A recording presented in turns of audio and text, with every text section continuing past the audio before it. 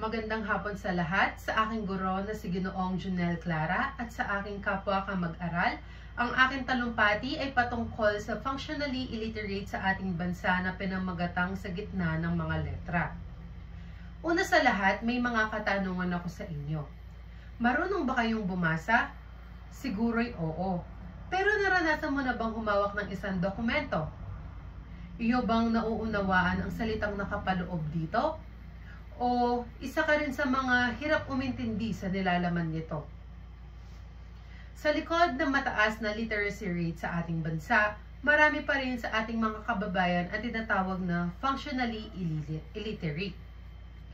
Ayon sa pinakabagong datos mula sa Philippine Statistics Authority o sa PSA, sa 2024 Functional Literacy, Education, and Mass Media Survey or ang FLEMS, tinatayang 24.8 milyong Pilipino na may edad 10 hanggang 64 ang tinuturi na functionally illiterate. Ibig sabihin, hindi sapat ang kanilang kakayahan upang maunawaan at magamit ang impormasyon sa pang-araw-araw na buhay. Tulad ng pag-intindi sa mga babala, pag-fill out ng mga forms, o di kaya sa pag-unawa ng isang simpleng dokumento. Sa ilalim ng bagong pahayag ng PSA, bumaba sa 70% ang functional literacy rate ng mga Pilipino na may edad 10 hanggang 64. Ayon naman Second Congressional Commission on Education or ang EDCOM-2, noong 2019, otomatikong itinuturi na functionally illiterate ang mga nakapagtapos ng high school. Kaya't lumabas na 18.9 milyong high school graduates ang hindi pumasa sa bagong pamantayan ng functionally literacy. Ayon sa research, pinakamataas ang literacy rate sa Central Luzon, habang sa Bangsamoro Autonomous Region in Muslim Mindanao or ang BARMM naman ang pinakamababa. Ano nga ba ang dahilan sa patuloy na pagtaas ng bilang sa functionally illiterate sa ating bansa? Una, kahirapan at kakulangan sa suporta ng edukasyon. Ang kahirapan ay isa sa pangunahing dahilan kung bakit maraming bata ang hindi nakakapasok o nakakapagtapos sa pag-aaral. Ayon sa datos, maraming kabataan ang humihinto sa pag-aaral upang magtrabaho at tumulong sa kanilang pamilya. Ikalawa, kakulangan sa nutrisyon at kalusugan. Ang hindi sapat na nutrisyon ay nakakaapekto sa kakayahan ng mga bata na matuto ng maayos. Ayon sa Department of Education o ang DepEd, ang functional literacy ay hindi lamang sanhi ng kakulangan sa edukasyon, kundi pati na rin sa mahinang nutrisyon. Pangatlo, kakulangan sa maagang edukasyon.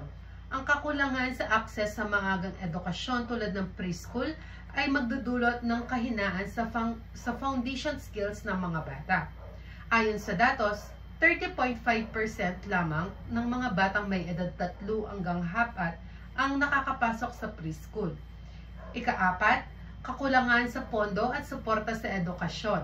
Ang kakulangan sa pondo para sa edukasyon ay nagreresulta sa kakulangan ng isang silid-aralan, kagamitan at pasilidad na kinakailangan para sa epektibong pagkatuto.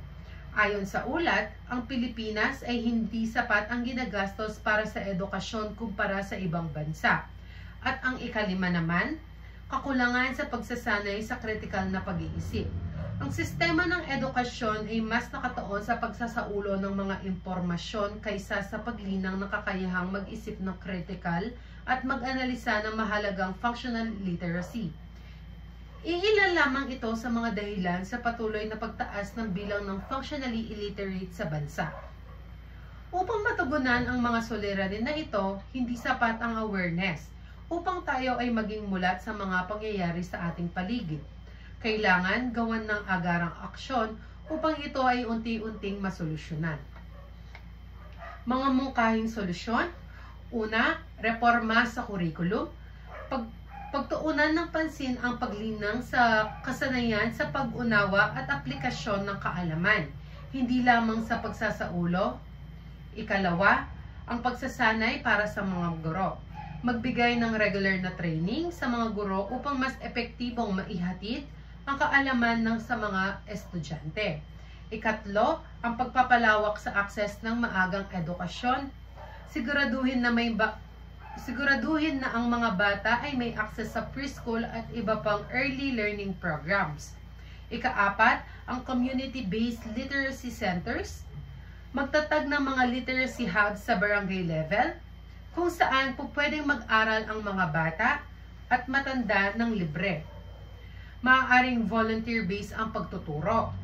Katuwang ang mga retired teachers, estudyante, at NGOs. At ang ika-5, pagtuturo ng functional literacy sa katutubong wika. Gamitin ang mother tongue sa pagtuturo at pagbabasa at pag-unawa sa bago ilipat sa Filipino at English language. Ito ay mas epektibo sa kabataang nasa indigenous or rural communities. Kaya laging tandaan na ang isang literado ay hindi lamang marunong bumasa, kundi marunong umintindi, mag-isip at kumilos ng may kaalaman. Sa huli, ang laban kontra functional illiteracy ay laban nating lahat. Sama-sama nating buuin ang isang bayang may malawak na kaalaman at tunay na literado. Maraming salamat at magandang araw sa inyong lahat.